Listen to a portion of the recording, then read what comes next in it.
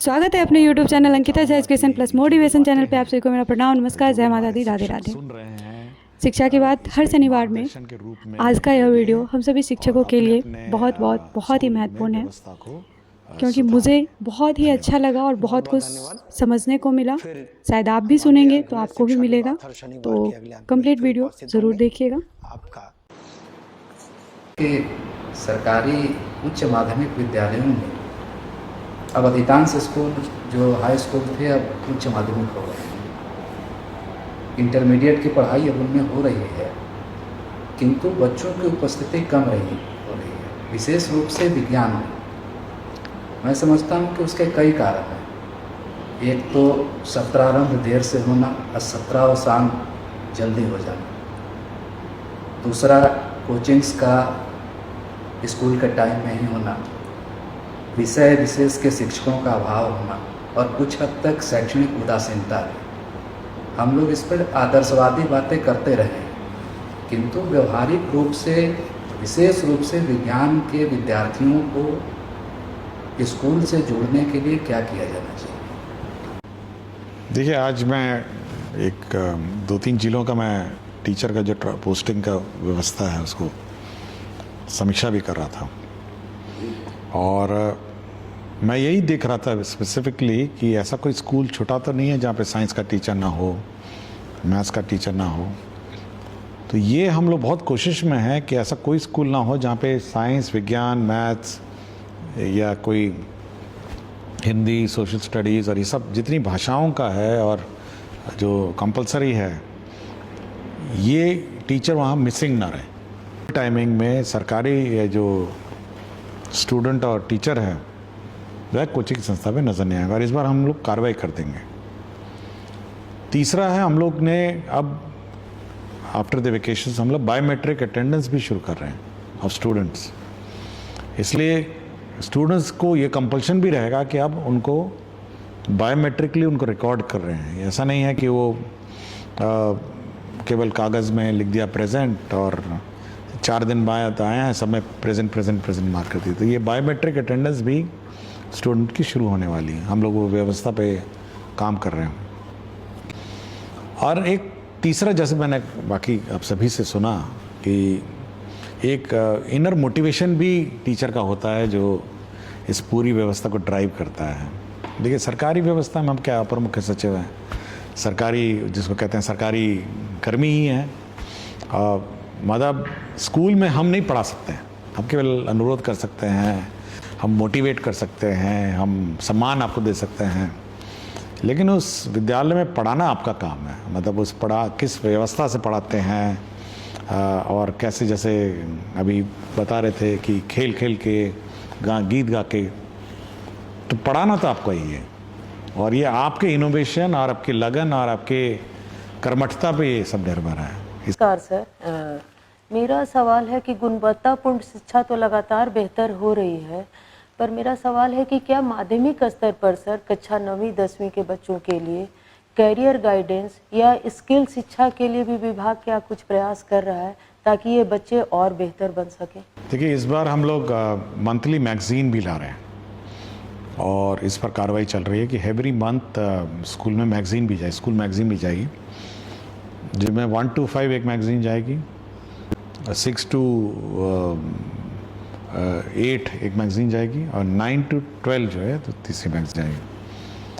और इस मैगजीन में जो छोटे वाले हैं 1 to 5 में तो मोस्टली मैथमेटिक्स और रीडिंग है, जिसमें सभी आप जैसे टीचर से भी कंट्रीब्यूशन से वो बनेगा। तो हम लोग का तो यही है कि ये कैरियर गाइडेंस इसी माध्यम से थोड़ा गाइड करें। और गर्व तो हमको होना चाहिए ना कि इतने शिक्षाविद के बीच में मैं बैठा हूँ, स्वार्थ भाव से जो अपने स्व प्रेरित होकर बच्चों को जो ज्ञान देते हैं, मतलब इसके लिए तो मैं सभी का नमन करता हूँ। सर, मेरा प्रश्न है, गुणवत्तापूर्ण शिक्षा में मेरा मानना है कि शिक्षक, छात्र और अभिभावक, ये 3 जो कड़ी है, इसका जुड़ाव जितना कस के होगा, फेविकॉल से हो या फेविक्विक से हो, हो जुड़ा उतना ही शिक्षा में गुणात्मक सुधार होगा, बेहतर समाज का निर्माण होगा। और अन्य का हस्तक्षेप ऐसा कोई व्यवस्था है तो देखिए, मैं मतलब आपने अन्य बताया नहीं, अगर मुझे अन्य पता चल जाता तो मैं उस व्यवस्था को हटा ही देता। तो अब अन्य क्या है ये अब स्पष्ट नहीं मुझे किया, लेकिन हमारा मानना है कि 3-4 प्रकार के 4 स्टेक होल्डर हैं। एक तो शिक्षक हैं, एक स्टूडेंट है, एक अभिभावक है और पंचायत के जनप्रतिनिधि हैं जो वहाँ पे गांव में घूमते हैं और गांव की व्यवस्था देखते हैं और ये खोजते हैं कि बच्चा कौन बाहर है अंदर है। तो ये सारी व्यवस्था मिलकर ही बनेगी। मतलब हमारा अपना मानना है कि जब तक समाज शिक्षा को अपना परम स्थान, जब वो सबसे इम्पोर्टेंट स्थान नहीं देगा, तब तक वो नहीं होगा। मतलब ये बिल्कुल नहीं है। अगर समाज सोचता है कि ऐसे ही है, स्कूल है, सरकारी कर्मी है, तब तो नहीं होगा ही। तो सभी को ये मतलब सोचना पड़ेगा कि जो शिक्षा का जो एक तो शिक्षा है सबसे इम्पोर्टेंट मतलब स्थान है, वो समाज को सोचना पड़ेगा। कोशिश है, हमारी कोशिश है कि जो सरकारी व्यवस्था है, जो आपका BEO है और जो बाकी सरकारी कर्मी हैं, वो आपको परेशान ना करें। यदि उसी को आपने अन्य बोला है तो बात अलग है। तो मेरा अपना है कि ना ही आपको उसके पास जाना पड़े और ना ही उसको आपके पास आना पड़े। आपने रिकॉर्ड कीपिंग है, जो भी ऑनलाइन अपना कंप्यूटर है उसमें डालिए कि भाई इतना अटेंडेंस आया, इतना ये हुआ। आपकी छुट्टी चाहिए तो ऑनलाइन डाला कि ऑनलाइन अपना अप्रूवल हो। तो मेरी तो अपनी कोशिश है।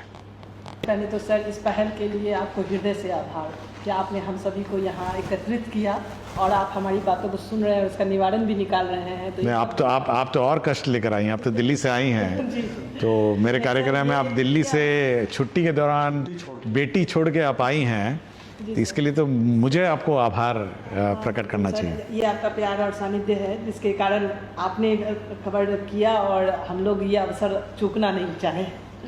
तो सर मेरा यही प्रश्न है कि जैसा कि हम लोग जानते हैं, मेरा विषय अंग्रेजी है, तो पहला प्रश्न तो मैं उसी से करना चाहूँगी सर कि सरकारी विद्यालय में बच्चे अंग्रेजी सीखने और बोलने में बहुत ही संघर्ष का अनुभव करते हैं सर, क्योंकि ऑप्शनल सब्जेक्ट भी कहा जाता है इसको और अंग्रेजी चूँकि विदेशी भाषा के रूप में है तो इससे थोड़ा डरते भी हैं सर।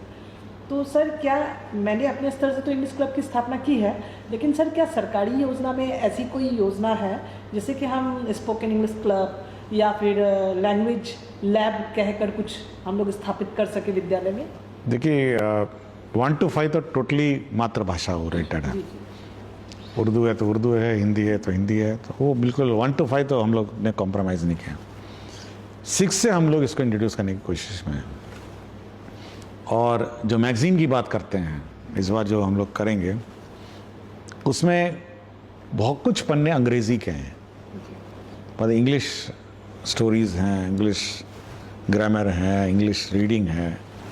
और धीरे धीरे उसको हम लोग, जैसे हम लोग भी मैगज़ीन पढ़ते थे बचपन में, तो कुछ हिंदी के पन्ने थे, कुछ इंग्लिश के पन्ने रहते थे।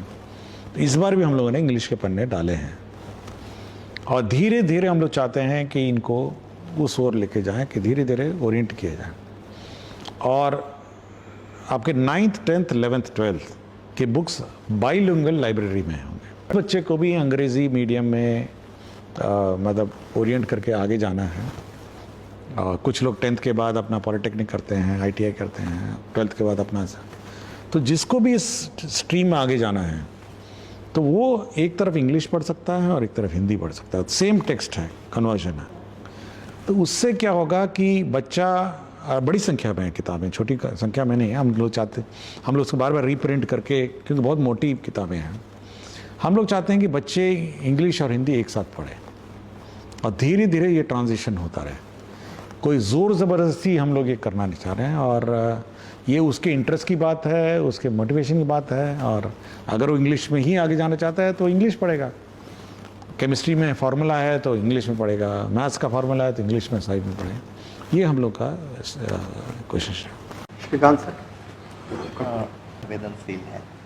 अब मेरा ये सवाल है सर कि बच्चों के व्यक्तित्व विकास के लिए आप जितने तत्पर हैं, क्या बच्चों की इम्पैथी, बच्चों में इम्पैथी का विकास हो, इसके लिए सर आपके पास कोई कार्य योजना है?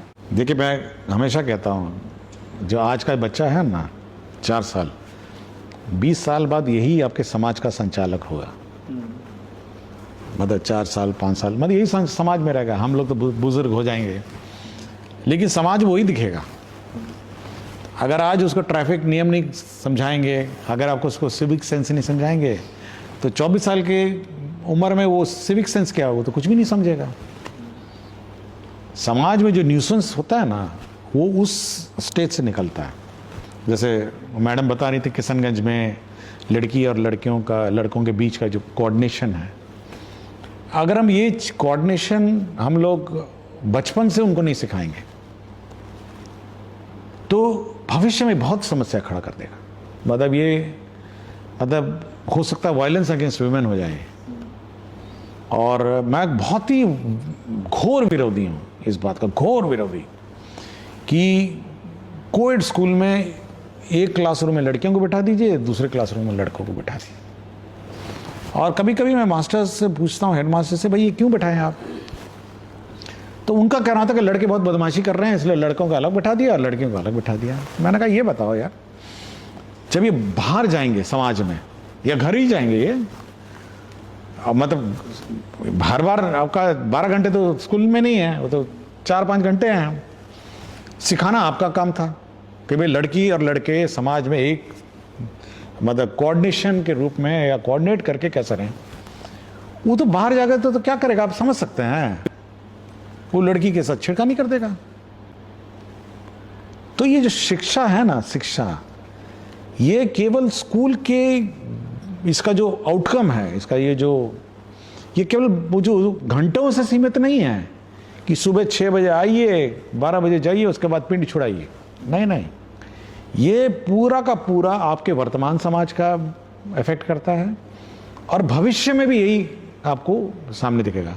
अगर 10 साल 15 साल बाद वो बोलेंगे कि देखिए मैकेनिक को काम नहीं करना आ रहा है, ये देखिए ये उजंड आदमी सब बच्चा सब है, या बदमाशी कर रहा है, तो इसका मतलब उसको कोई शिक्षक 15 साल पहले उसको सिखाए नहीं, या उस समय का जो शैक्षणिक व्यवस्था है, उस शैक्षणिक व्यवस्था ने उसको इस काबिल नहीं बनाया कि वो बिहेव ठीक करे। तो एम्पैथी की बात की है कि इसी बीच आपको शैक्षणिक कार्य उसको समझाना है, उसको सिविक सेंस भी समझाना है, उसको डिसिप्लिन भी समझा। आप किताबें देखी होंगी, इस बार किताबें मैंने ही डिज़ाइन किया, कवर मैंने डिज़ाइन किया है, जो आगे और पीछे की कवर मैंने डिज़ाइन किया है। तो लोग पूछे कि क्यों, मैंने कहा उसको ट्रैफिक लाइट सिखाने के लिए, उसमें ट्रैफिक लाइट लिखे हुए हैं, उसमें क्यू में खड़े हुई है ये लिखा है कि भाई आप कतार में खड़े होइए, ये लिखा है उसमें, हॉर्न मत बजाइए, ये लिखा है उसमें। मैंने कहा भाई आप समाज में सिविक सेंस, वातावरण को साफ रखें, ये बने हुए चित्र आप नोटबुक को नोटिस नहीं किए होंगे कवर पेजों में, वो कवर पेज मैंने डिजाइन किए हैं। किताब का कंटेंट अलग है, कवर मैंने किया है, एक एक चीज उसका, कि बच्चे को चाहे किताब पढ़े नहीं पढ़े, लेकिन ये कवर पेज तो पढ़ ले। समाज में एक सभ्य सिविक सेंस वाला व्यक्ति कम से कम रहे। ट्रैफिक लाइट है, उसमें बहुत कुछ है। लड़का लड़की को इज्जत दे, सम्मान दे, यह भी है, यह भी बहुत इंपॉर्टेंट है। और ये स्कूल व्यवस्था को ही सिखाना है। अलग लड़की को बैठा दिए, लड़के को बैठा दिए, कहे कि चलिए 12 बज गया, घंटी बजाए, जाइए आप लोग अपना जाइए। नो, ये आप ही का काम है कि समाज का हर स्टूडेंट को उसके सिविक सेंस और उसके बिहेवियर चेंज लाना, ये स्कूल का काम है। मैं व्यक्तिगत रूप से अपने शिक्षा विभाग और बिहार विद्यालय परीक्षा समिति के बीच सामंजस्य का अभाव देखता हूँ। यद्यपि बिहार विद्यालय परीक्षा समिति ने परीक्षा प्रणाली को पारदर्शी बना दिया है, बावजूद कुछ कार्यों से पठन पाठन बुरी तरह प्रभावित हो रहे हैं। जैसे मैं बताना चाहूँगा, वर्ग 10 और 12 की सेंटर परीक्षाएं अक्टूबर माह में हो जाती हैं और उनकी मुख्य परीक्षा फरवरी में हो जाती है। यदि इसे दिसंबर में लिया जाता तो बच्चों को 2 अतिरिक्त माह पढ़ने के लिए मिलता। यद्यपि यह कहा जाता है कि बच्चे विद्यालय आएँ, परंतु जब से हम लोग भी पढ़े हैं, सेंटर परीक्षा के बाद विद्यार्थी बहुत कम आते हैं विद्यालय। दूसरी चीज़ है, रजिस्ट्रेशन 9th के और 11th के ऐसे समय में शुरू किए जाते हैं जब बिल्कुल पढ़ाई का पीक आवर होता है। यह हमारा समर वेकेशन के बाद जो खुलेगा अगस्त। आप सब विद्यालयों में शिक्षकों के माध्यम से ही यह कार्य कराए जाते हैं। नॉन टीचिंग स्टाफ बहुत कम है या तो नहीं है, तो एक पूरा का पूरा सिस्टम उसमें लग जाता है। इससे समय की भी बर्बादी होती है और हमारे पढ़ाई का महत्वपूर्ण समय खराब हो जाता है। वर्ग 11 के नामांकन की जो प्रक्रिया है यह बहुत विलम्ब से शुरू होती है और इसमें बहुत सारे स्थानीय बच्चे जो हैं या उसी विद्यालय के बच्चे दूर दराज के क्षेत्रों में चले जा रहे हैं। तो इसमें भी सुधार किया जा सकता है। जो बच्चे जिस स्कूल से पढ़े हैं वह उसी स्कूल में रह जाएं और जिनको जाना हो वहाँ से उनके लिए ही नामांकन की प्रक्रिया शुरू की जाए, तो इसमें सुधार की जा सकती है। देखिए, इसमें हम लोगों ने पहला वाला तो लास्ट जो प्रश्न है उसको लोगों ने गाइडलाइन इशू किया था, आपने उसको देखा नहीं होगा, लेकिन हमने ये कहा कि जो बच्चा 10th पास कर गया वो उसी स्कूल में 11th करेगा और जिसको बाहर जाना है वो अपना जाए। ये ऑलरेडी एक स्टैंडर्ड गाइडलाइंस हैं और ये हम लोगों ने कहा कि कोई अलग से एडमिशन की प्रक्रिया नहीं स्टार्ट करें, आप सीधा उसको उसी स्कूल में 11th में पढ़ाइए और जिसको बाहर जाना है उसका टीसी दे दीजिए। तो ये हम लोगों ने पहला तो काम किया। दूसरा, ये मेरी जानकारी में नहीं था, ये जो आपने कहा टाइमिंग का और डेट्स का, मैं धन्यवाद देता हूँ कि आपने ये सब जानकारी दिया। तो हम लोग अब एग्ज़ामिनेशन बोर्ड के साथ बैठेंगे और एक कॉमन कैलेंडर हम लोग इशू करेंगे, शिक्षा विभाग और बोर्ड एक साथ इशू करेगा। आपने कहा है कि बड़ी जल्दी सेंटअप परीक्षा होता है, तो इसको ऑब्वियसली हम लोग इसको आगे पीछे करेंगे अब, और रजिस्ट्रेशन की प्रक्रिया भी ऐसी करेंगे ताकि ज़्यादा मेहनत ना लगे और और ऐसे समय हो जहाँ मतलब एक प्रक्रिया को भी सरल करने की कोशिश करेंगे। नहीं है सर, अभी जो लिस्ट जारी हुए हैं उनमें से उस विद्यालय के बहुत सारे बच्चे बाहर चले गए। जैसे मेरे विद्यालय उन्होंने अप्लाई किया होगा, उन्होंने अप्लाई किया फर्स्ट ऑप्शन में डाला हुआ है। अच्छा, ये हम देख लेते हैं, हो सकता है कि उन्होंने वो मेरिट मैं इसको चेक करता हूँ। मैं उसी में सर एक इंस्पायर अवार्ड मानक के अंतर्गत बच्चे अपने आइडिया भेजते हैं। तो सर बच्चों के आइडिया तो सिलेक्ट हो जाते हैं, पर उस आइडिया पे बेहतर प्रोटोटाइप बना पाए, तो क्या सरकार बेहतर प्रोटोटाइप बच्चों के बनवाने के लिए क्या कुछ प्रयास मतलब विभाग के द्वारा किया जा रहा है सर? तो उसमें क्या चाहिए आपको, मतलब आपको कोई फंड्स चाहिए या क्या? मेरा एक जैसे विभाग से इस तरह का लेटर निकले कि उनके जो जिस जिले से बच्चे हैं जिनके आइडिया सिलेक्टेड हैं, उस इंजीनियरिंग कॉलेज से उनके आइडिया के लिए संवर्धन हो जाए कि ये कैसे उस पर प्रोजेक्ट बना सकते हैं, प्रोटोटाइप बना सकते हैं, तो बच्चे बेहतर प्रोटोटाइप बनाएंगे सर। आपका आइडिया मैंने स्वीकार किया और मैं सभी को चिट्ठी भी लिखूंगा और जो भी इंस्पायर जो चाइल्ड हैं उस प्रोटोटाइप डेवलपमेंट के लिए पैसा भी अलग से रिएलोकेट कर 10,000 हाँ देती है, ठीक है, उसी से हाँ वही लिख करके भेज देते हैं। तो अगर प्रखंड स्तर तक, स्टेट से होते हुए प्रखंड स्तर तक, जैसे प्रखंड पे भी कोई ना कोई तो टीचर विज्ञान में अच्छा होगा, कोई राजकीय स्तर पे अच्छा है, कोई राष्ट्रीय स्तर पे अच्छा है, इवन पीबीएल के थ्रू सर भी बहुत सारे प्रखंड लेवल पे अच्छे टीचर हैं। तो शिक्षकों के आइडिया संवर्धन के लिए ब्लॉक लेवल पे भी जैसे इस तरह का एक शिक्षकों को के लिए आइडिया संवर्धन के लिए किया जाए, ताकि वो उन बच्चों से आइडिया भी अच्छे आएँ, ताकि बिहार आगे बढ़े। और टॉप 60 में बच्चे जो नहीं आ पाते हैं सर, तो आपके प्रयास से ये दो कार्य अगर होगा तो प्रोटोटाइप भी बेहतर बनेंगे और आइडिया भी बेहतर आएंगे सर। मैं ये आइडिया पहले ही मैं कर चुका हूँ। पिछले साल जो किट में सामान गया था सर, बच्चों की कॉपी में भी वो एटलस वो बने हुए थे। सरकारी विद्यालय पर सरकार बहुत आवश्यकता से ज़्यादा धन खर्च करे। हाँ, ये बात सही है। अगर हम पूरा बजट को बच्चों की संख्या से मतलब डिवाइड करें तो किसी भी हालत में सबसे अच्छे प्राइवेट स्कूल में जो फीस है उससे बहुत अधिक हम लोग खर्चा करते हैं। सर ट्रेनिंग का मेरा अपना अलग नज़रिया है। ट्रेनिंग का मेरा नज़रिया है कि हम लोग को ट्रेनिंग इंस्टीट्यूट में ट्रेनिंग सब्जेक्ट ट्रेनिंग नहीं देना चाहिए। वो यूट्यूब में है, अपना देखिए, ऑनलाइन देखिए, पढ़िए, अपना करिए। हमारा ये है कि ट्रेनिंग स्कूल्स में कैसे पढ़ाना है इस पर ट्रेनिंग होना चाहिए, क्योंकि वही मिसिंग है, मतलब वही गड़बड़ा रहा है, मतलब जो है कि स्कूल में कैसे मतलब हाँ में होमवर्क देना है, क्लास वर्क देना है, स्टूडेंट को कैसे अट्रैक्ट करना है, स्कूल का संचालन कैसे करना है, क्लासरूम का संचालन कैसे करना है, पीटीए कैसे करना है। तो अपना आभार प्रकट करता हूँ कि बहुत दूर दूर से सब आए और बहुत ही सम्मानित शिक्षक हैं और अवार्ड विनिंग शिक्षक हैं। मुझे बहुत अच्छा लगा और मैं काफ़ी देर सुनता भी रहा। मैं आज एक तरफ़ा काफ़ी सुना मैं, और ये मेरे लिए ज्ञानवर्धक रहा और मैं सभी का अपना आभार व्यक्त करता हूँ।